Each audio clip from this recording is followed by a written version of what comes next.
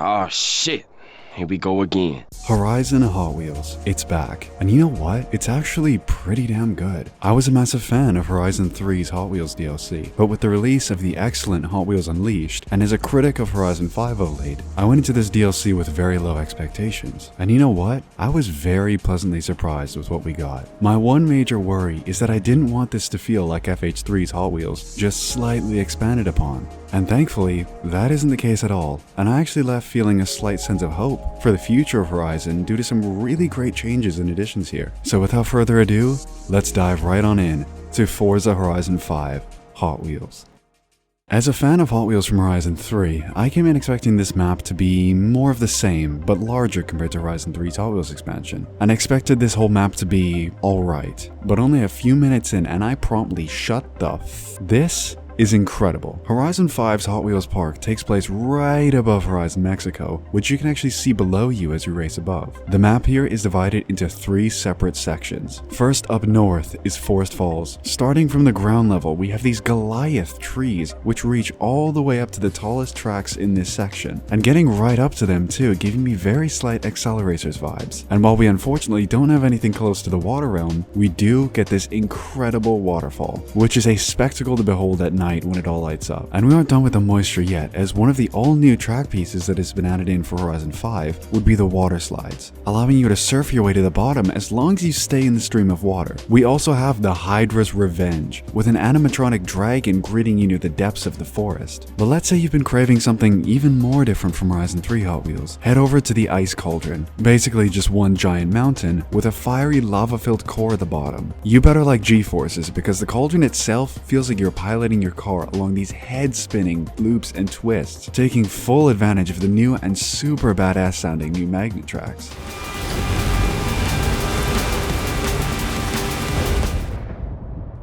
But the unique addition to the Ice Cauldron would be the ice tracks. Unlike the water slides, these obviously slow you down quite a bit and require you to be a really skilled driver if you're brave enough to take a rear-wheel drive car through these. Time to head somewhere a little warmer though, with the Giant's Canyon. This one is my least favorite of all of the sections in the Hot Wheels park, but that doesn't mean it's bad in the slightest, with whiplash-inducing drops in the Bone Dust Pit and the Hammer Drop. However, one thing that Giant's Canyon is better for would be all of the open space on the ground below you, in which you can just mob around endlessly. My main critique of this section here is that there's no real hazards to differentiate it, unless you count going off-road, which I sure don't. In terms of side activities here, we have the usual PR stunts such as danger signs, speed zones, all that jazz, but we get a new smashable collectible with Balloon Boy. Hi. Horizon 5's Hot Wheels also adds in a very important feature that fans have been begging to add since Horizon 3, and that would be the Hot Wheels Track Creator. And while I myself haven't tried it too much, the community-made tracks that I've tried so far have been a ton of fun. Overall, this map is one that I really enjoy, but it's not perfect. One thing that I noticed is that faster cars, say S1 and above, will start to glitch through the loop-de-loops. And speaking of loops, sometimes your car will start to just sway side to side. These might just be due to the DLC being fresh and will probably be patched out soon, but it's important to note nonetheless. And I don't know if it's just me, but I really miss the giant mechanical dinosaurs and feel that they were way cooler than the dragons in this map.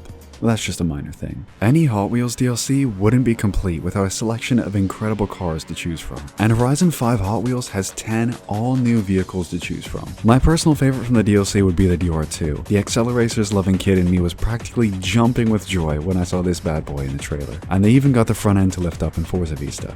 Nice touch. We also have the 2018 Copo Camaro, for those craving a dragster in the game. And trust me, don't try and take this thing around corners, that word's not in his vocabulary. Bad to the Blade. I've been wanting an open wheel racer in Horizon for a long time, and Bad to the Blade almost satisfies that craving. I just hope it doesn't destroy the online racing. The Baja Bone Shaker.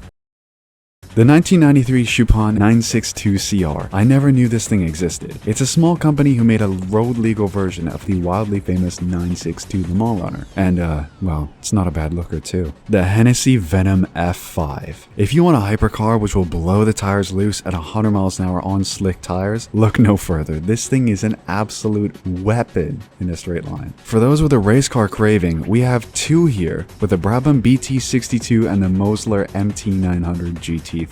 And trust me, these things hook. when tuned right. And if you've been looking to get a little dirty, the Sierra Cars Alpha and the WRX STI Supercar are ready for you to jump them off the map here at the Hot Wheels Park. I think that this car list is okay. For a Hot Wheels DLC and one that especially had a lot more development time, I would have really wanted to see more, Hot Wheels cars. Especially the Acceleracers ones. Playground, bring in Baseline, please. I will sell my soul. They also brought back a bunch of the old ones from Horizon 3 and 4, but that of course doesn't count as new content, just bringing back cars that should have been in the game already, but not surprised considering Playground. There were also some interesting UI additions in this DLC, such as the fighter jet-like roll indicator in the middle of the screen, which can be turned off if you're not into that. As well as something that I've been begging for forever. The gauges now shake at very high speeds, adding in that sense of speed which has been lacking in Horizons for ages now. Now, those of you who know me well know that campaigns have been one of my largest critiques of the last few Horizon games. I feel that they have become pretty much completely soulless, repetitive, and aimless in their pursuit of satisfying the casual fanbase. But those who prefer a more traditional experience, I am so happy to say that Horizon 5 Hot Wheels fixes almost every single issue I have with the base game's campaign. And the basis for all of these improvements come from such a simple thing, a solid structure. Hot Wheels starts you off with an all-new expedition, which gives you a taste of what's to come throughout your Hot Wheels journey, letting you glide along the new tracks in bad to the blade, experiencing speeds that have never been seen before in the series, then getting you right back down to earth by forcing you to use exclusively B-class cars in order to unlock the next rank of the Hot Wheels Academy. And guess what? This applies in Free Roam too, meaning that you can't just take out your X-Class cars and start going insane in the Hot Wheels Park. You have to earn your way up to that. It's this solid sense of legitimate progression that I have been oh so craving for years now when it comes to Horizon. Start in a low tier, use nothing but that low tier until you earn your way up to gain access to faster cars and get into more complex and longer races. It makes even unlocking A-Class feel like a treat. When was the last time a Forza game made you happy to unlock A-Class? When it comes to events, your new campaign is a very welcome change. To unlock the next rank of the Academy, you must collect medals, but in which order you do events to get these medals doesn't actually matter. But, unlike before, you must actually complete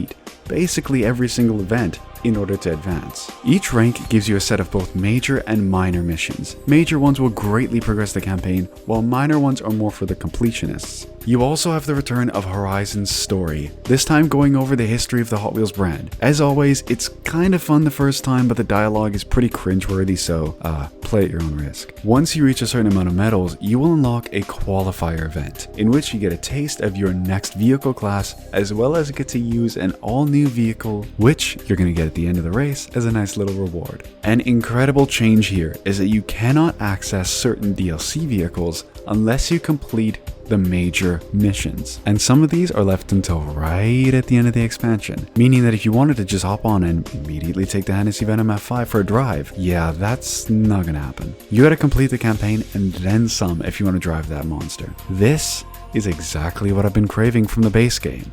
A real reward for your progress. Instead of having that Venom F5 feel like just another worthless addition to your garage you got from free for the DLC. It's a gift and a showcase that you put in the work to get that car and allows you to build that desire to get it and then the personal satisfaction when you finally unlock it. The campaign is also able to be completed 100% in co-op, right from the expedition. And the progress that you make with your friends will also carry over to your own Hot Wheels progression. So you could be like me and complete the entire campaign in co-op if you wanted to, or do it solo. However, it must be noticed that I experienced a few bugs with a friend not being able to load in and getting stuck in the loading screen. But this only happened once, and 99% of the time, this was a very polished experience. Another way that this campaign is so brilliant is that it uses a lot of the map, incorporating some of the new additions such as water slides during the A-Class qualifier and the ice tracks in the B-Class event. By the end of the DLC, you're going to have most of the roads traveled already, which is going to be very useful if you want to unlock a very special car. Now, while I absolutely do adore this campaign, and I think it's the best thing Horizon's done in terms of a campaign in around half a decade, there are a few minor issues I have. The Goliath event was something I was really looking forward to, considering all of the incredible new hazards and this bonkers map. I was expecting a really long and tricky Goliath, but instead it's maybe 5 minutes long and doesn't really involve a lot of what makes this map so incredible, which I found to be a real letdown. The conclusion here is also very modern day Forza.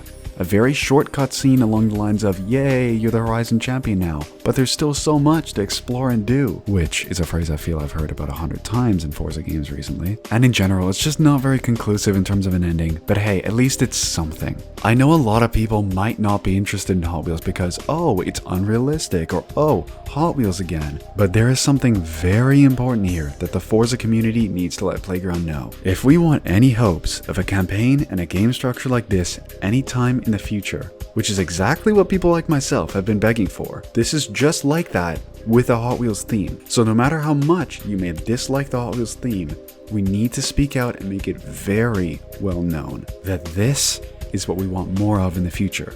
Just obviously on a larger scale. So, Hot Wheels. Is it worth your money? Hell yeah it is. For around 20 bucks when it's not on sale? This is a hell of a deal considering the amount of enjoyability you get here. And even for those who feel, I don't really like the Hot Wheels theme, just give it a chance. I'm telling you, if you don't have fun here, you probably don't like racing games. And like I said before, if we want any hopes for a Horizon game in the future to have anywhere near a similar campaign to this, make it very, very well known that this is what we like. With all of that said, thank you all so very much for watching to the end, and I'll see you all in the next one. Meow meow.